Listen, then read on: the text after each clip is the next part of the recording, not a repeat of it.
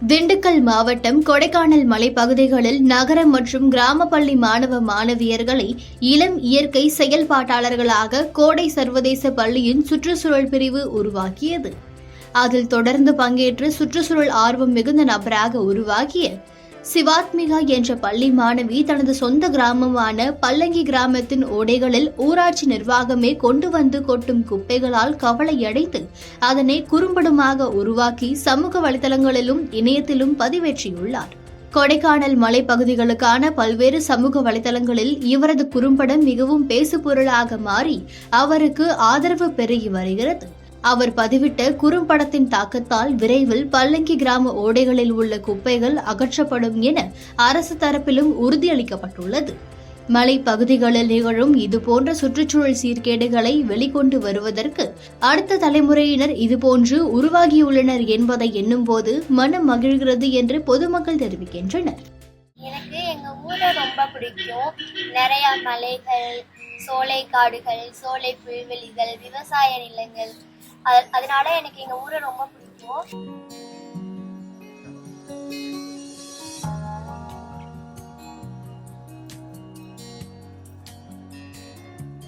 ஆனா இப்ப வந்துட்டு அப்படி இல்லை. நிறைய பேர் நிறைய பிளாஸ்டிக்கை யூஸ் பண்ணி எங்க பார்த்தாலும் பிளாஸ்டிக்கா இருக்கு.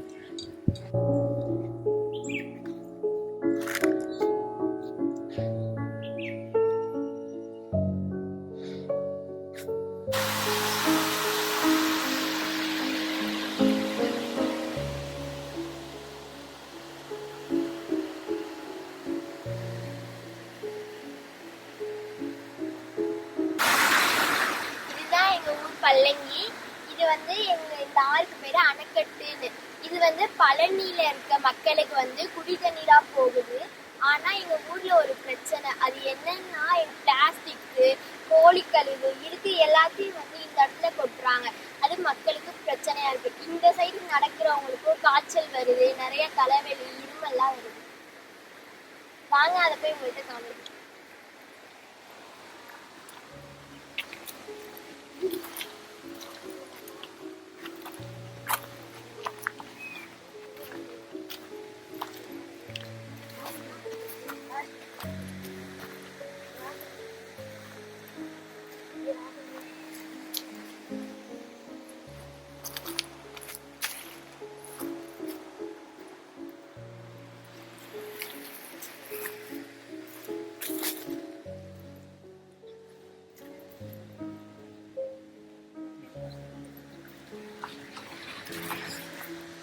இந்த இடத்துலதான் அதிகமா கோழி இறைச்சி, முடி எல்லாமே, முடிவெற்ற எல்லாமே இதுலதான் கொட்டுறாங்க. கழிவு எல்லாத்தையும் கெஸ்ட் ஹவுஸ்ல இருக்க அவங்க யூஸ் பண்ண வேஸ்ட் எல்லாத்தையும் இதுல கொட்டுறாங்க.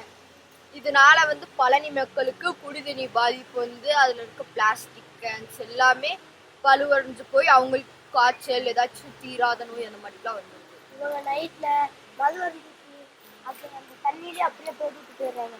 அதனால பழனி குடிமக்களுக்குலாம் அந்த பாதிப்பு தண்ணியில வேஸ்ட் ஆகுது. இன்னும் நிறைய இடத்த காமிக்கிறோம்.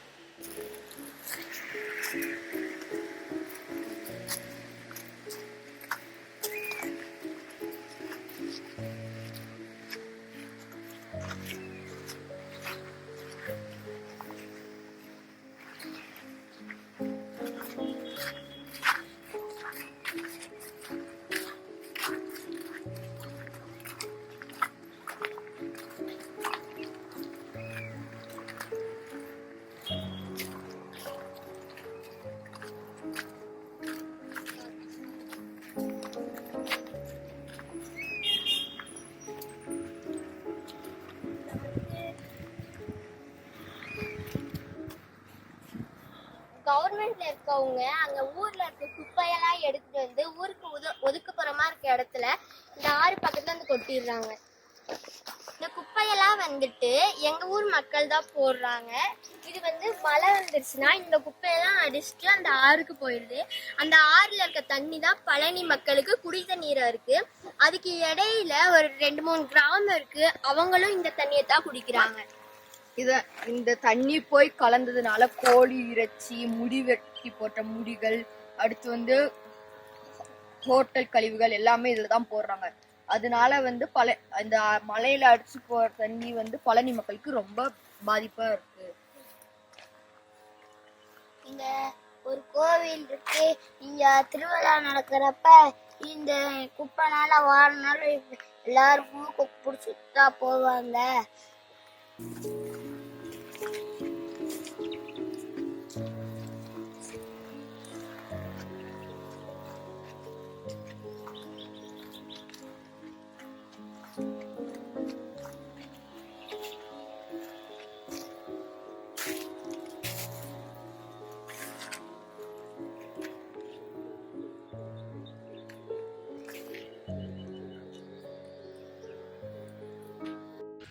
எங்க ஊர்ல வந்துட்டு இவ்வளோ குப்பை ஏன் போடுறாங்க அதை தெரிஞ்சுக்க நான் ஆசைப்பட்டேன். அதனால வந்துட்டு 12 வீட்டுக்கு வந்து ஒரு பேக் கொடுத்து அதில் குறிப்பாக மக்காத குப்பையை போட சொன்னேன் 7 நாளைக்கு. நான் 7 நாளைக்கு அப்புறம் நான் கொடுத்த பேக்ஸை போய் வாங்கிட்டு வந்து அதில் நான் குப்பைகளை தரம் பிரிக்க ஆரம்பித்தேன். பிளாஸ்டிக், பேப்பர், கண்ணாடி, உலோகங்கள் அந்த மாதிரி நான் தரம் பிரித்தேன். இதில் மறுசுழற்சி செய்ய முடியாத பிளாஸ்டிக்கை மட்டும் நான் காமிக்கிறேன். இது வந்துட்டு வீட்டில் யூஸ் பண்ணுற மல்லிகை ஜாமான் பொருள் எல்லாம் இதில் இருக்குது. இதில் வந்துட்டு சின்ன பிள்ளைங்க சாப்பிட்ற மிக்சர், லேஸ், சாக்லேட்ஸ் அந்த மாதிரி இதில் வந்து கேரி பேக்ஸ் எல்லாம் இருக்குது. 12 குடும்பம் 7 நாளைக்கு 1/2 கிலோ மல்லிகை ஜாமான் கவர்ஸை போட்டிருக்காங்க. 400 கிராம் சிப்ஸு, சாக்லேட்ஸ், ரேப்பர்ஸ் இதில் போட்டிருக்காங்க. இதில் வந்துட்டு 700 கிராம் நம்ம யூஸ் பண்ணுற பிளாஸ்டிக் பேக்ஸை போட்டிருக்காங்க. மொத்தமாக 12 குடும்பம் 7 நாளைக்கு 2 கிலோ மறுசுழற்சி செய்ய முடியாத பிளாஸ்டிக்கை போட்டிருக்காங்க. நம்ம 2 கிலோ சாதாரணமாக நினைக்கிறோம். இதில் வந்துட்டு 110க்கும் மேலே பிளாஸ்டிக்ஸ் இருக்குது. எடை கம்மியாக இருந்தாலும் எண்ணிக்கையில் அதிகமாக இருக்கனால தான் நம்ம ஊர் குப்பையாக இருக்குது. நம்ம இந்த மாதிரி பிஸ்கட்டோ இல்லை சாக்லேட்டோ இந்த மாதிரி ரேப்பர்ஸில் இல்லாமல் வாங்கி சாப்பிடாம அம்மா செஞ்சு தரதோ இல்லை இந்த மாதிரி ரேப்பர்ஸ் இல்லாத ஸ்நாக்ஸை வாங்கி நம்ம சாப்பிடலாம். நம்ம கவர்மெண்ட் வந்து நம்மளுக்கு எவ்வளவோ விழிப்புணர்வு தராங்க. அதெல்லாம் நம்ம மதிக்காமல் இந்த மாதிரி நம்ம பிளாஸ்டிக் பேக்ஸை தான் யூஸ் பண்ணுறோம். அதனால தான் நம்ம ஊர் ரொம்ப குப்பையாக இருக்குது. அதுக்கு பதிலாக வந்துட்டு துணிப்பை நம்ம யூஸ் பண்ணலாம் கடைக்கு போகிறோம். எனக்கு எங்கள் ஊரை ரொம்ப பிடிக்கும். அதோடய எங்கள் ஊரில் இருக்க ஆறு ரொம்ப பிடிக்கும். ஆனால் எங்கள் ஊர் மக்கள்லாம் சேர்ந்து அதில் போய் குப்பையெல்லாம் மறுசுழற்சி செய்ய முடியாத இந்த மாதிரி பிளாஸ்டிக்கை போய் அதில் போய் கொட்டிடுறாங்க. அதனால் வந்துட்டு அந்த ஆறு ஃபுல்லாக பிளாஸ்டிக்காக இருக்குது. அதை நம்ம மாற்றுறதுக்கு முயற்சி செய்வோம். ஏன்னா அது நம்ம ஊர், நம்ம ஆறு.